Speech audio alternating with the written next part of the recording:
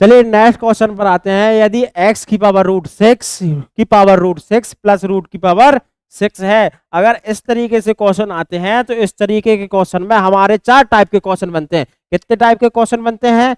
4 type के। अगर उसको आपने समझ लिया तो क्या हो जाएगा, हमारा आंसर बहुत ही आसानी से निकलेगा।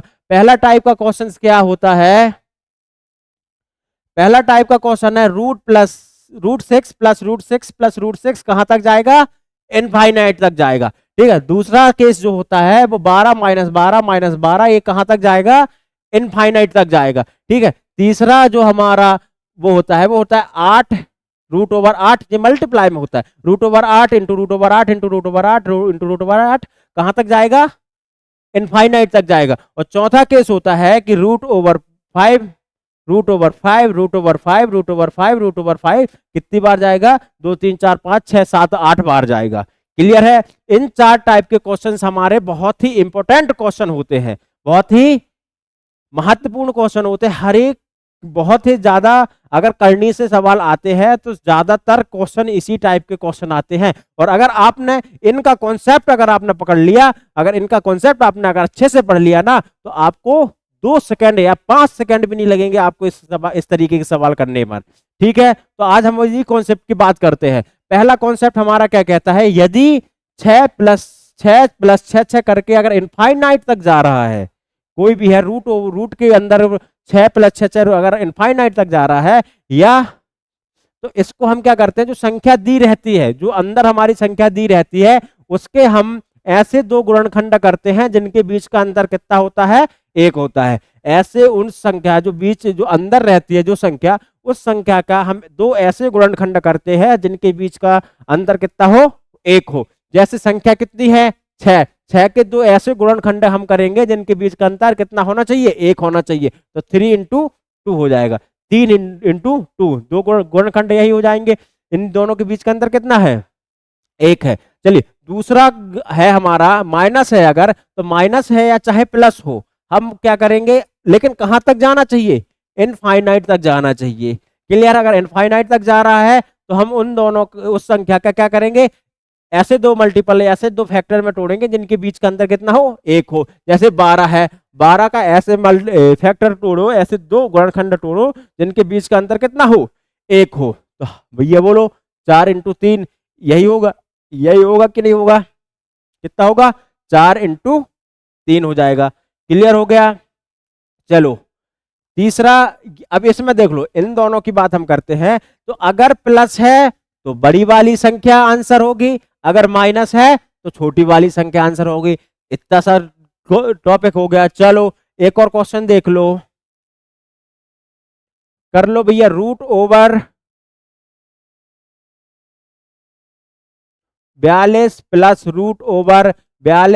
√42 कहां तक जाएगा? इनफाइनाइट तक जा रहा है। इनफाइनाइट तक जा रहा है मतलब कि भैया जो 42 है, इसके हम ऐसे दो गुणनखंड करेंगे जिनके बीच का अंतर 1 होना चाहिए। तो हमको पता है 6 और 7, 6 और 7 2 ऐसे गुणनखंड है जिनके बीच का अंतर 1 है 42 के। ठीक है। प्लस है तो बड़ी वाली संख्या आंख मूंदो और बड़ी वाली संख्या पे क्या कर दो? टिक कर दो। क्लियर हो गया? चलो दूसरा है, अगर माइनस है तो हम क्या करते हैं, जैसे 42 minus 42 minus 42 minus 42 minus minus होता, तो हम क्या करते? छोटी वाली संख्या में आंख मूंद कर क्या कर देते? टिक कर देते। भाई साहब टिक कर देते? बोलो बिल्कुल कर देते सर। चलो तो हमारा तीसरा कॉन्सेप्ट क्या बोलता है? तीसरा कॉन्सेप्ट बोलता है, यदि 8 सबसे कठिन सवाल यही होता है। ठीक है ना? सबसे कठिन सवाल यही होता है। अगर 8 8 8 8 8 करके इनफाइनाइट तक है, तो भैया इसका आंसर क्या होगा? जो संख्या रूट के अंदर है वही संख्या हमारा क्या हो जाएगी? वही संख्या हमारी क्या हो जाएगी? आंसर हो जाएगा। अगर आपका बच्चा बोलता है, तो अगर बोलता बस होगा तो इस सवाल का क्या दे देगा? आंसर दे देगा कि भैया सर ने बताया था कि 8 8 8 8 इनफाइनाइट तक है, मल्टीप्लाई में है। 8 की जगह अगर 7 7 7 7 7 7 भी है तो हम क्या करेंगे? इनफाइनाइट तक जा रहा है तो आंसर वही संख्या होगी जो रूट ओवर के अंदर होगी, मतलब कि 7 आंसर हो जाएगी। क्लियर है? चलो चौथा कॉन्सेप्ट में थोड़ा सा दिमाग लगाना है, थोड़ा सा याद रखना है। क्या होता है जो चौथा कॉन्सेप्ट होता है, क्या बोलता है कि रूट ओवर 5 एक लिमिट संख्या तक जाता है, जिसका विस्तार लिमिट संख्या तक होता है। कितनी संख्या तक हो रहा है? 1 2 3 4 और 1 5। तो जो संख्या है उसकी पावर 2 की पावर कितनी बार? 5 बार, -1/2 की पावर 5। तो ये आ जाएगा आंसर 5 की पावर 31/32। ये हो जाएगा हमारा क्या आंसर। कॉन्सेप्ट क्या बोल रहा है? कॉन्सेप्ट यह कहता है कि भाई साहब अगर x 4 बार x है तो जो x हो गया, जो अंदर की पावर होगी वो क्या होगी? 2 की पावर n -1/2 की पावर n। और n क्या है? टोटल कितनी संख्याएं हैं। क्लियर हो गया? तो 2 की पावर n कितनी संख्या है? 4 -1/2 की पावर 4। और 2 की पावर 4 कितनी होती है? 2 दूनी 4, 4 चौके 16, 16 -1/16। तो x की पावर 15/16, यही हमारा क्या हो जाएगा? आंसर हो जाएगा। क्लियर हो गया कि नहीं हुआ? क्लियर है? चलो क्वेश्चन करेंगे। अब क्वेश्चन बनेगा बिल्कुल 2 सेकंड में, 2 सेकंड में बनेगा क्वेश्चन। देखो पहला क्वेश्चन क्या बोलता है? रूट ओवर 6 कहां तक जा रहा है? इनफाइनाइट तक। तो अगर प्लस है या माइनस है तो हम क्या करते हैं? अंदर वाली संख्याओं के ऐसे 2 गुणनखंड करते हैं जिनके बीच का अंतर 1 होना चाहिए। तो 3 और 2, हम देखते हैं प्लस है तो आंसर क्या लगा देते हैं? आंख मूंद कर 3 लगा देते हैं। कहीं कोई समस्या नहीं आएगी। हुआ 1 सेकंड में। चलो इस वाले को हम करते हैं 2 सेकंड में। चलो 56 है, 56 को क्या कर दीजिए भैया, यहाँ root root root root root root root root root root है।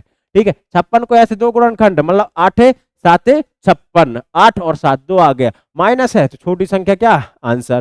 क्लियर हो गया? छोटी संख्या क्या? आंसर।